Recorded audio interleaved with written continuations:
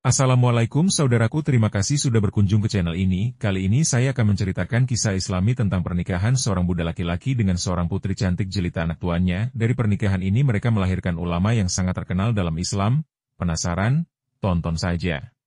لا تحسب أن الدين بعيد عن حب وحياة وبهجرك للدين ستحيا تعشق ما قلبك يهوى أو أن الأيام ستحلو وترى الدنيا شط نجاة دينك بحر من آمال شط لجميل الأحلام ليس الدين كما تغشاه ذا ممنوع ذاك حرام الإسلام جميل حقا هذا ليس هو الإسلام.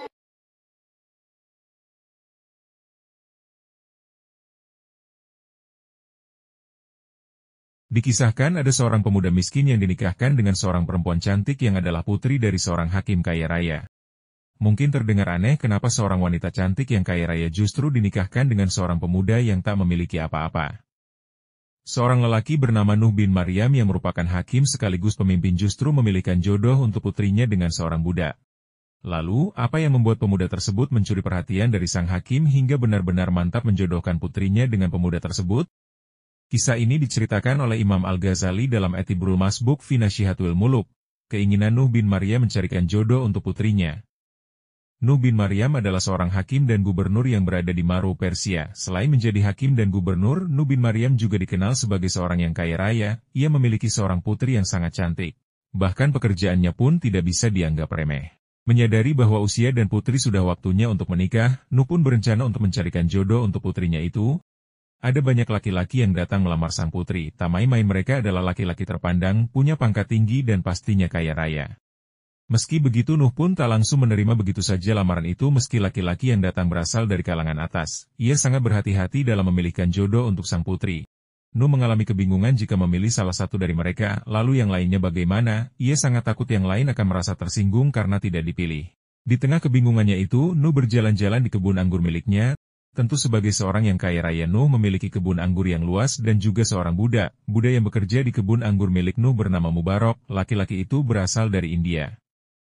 Nuh meminta tolong kepada Mubarak untuk memetik anggur segenggam. Mubarak pun langsung memetiknya dan memberikan anggur itu pada tuannya. Saat dimakan, ternyata semua anggur itu rasanya masam. Nuh pun meminta Mubarak untuk memetiknya lagi dan sama saja, anggur itu rasanya masam juga.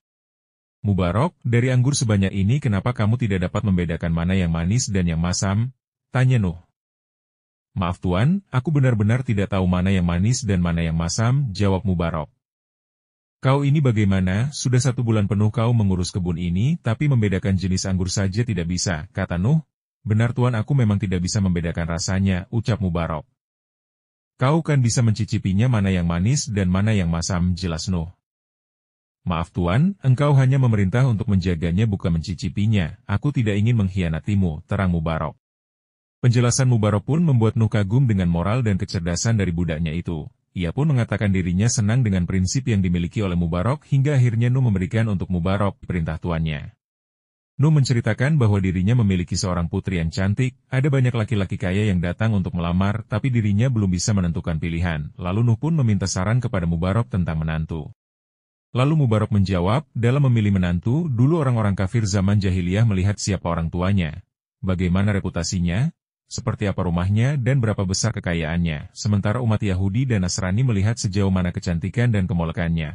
Pada zaman Rasulullah sendiri yang jadi pertimbangan adalah kualitas agama dan ketakwaannya.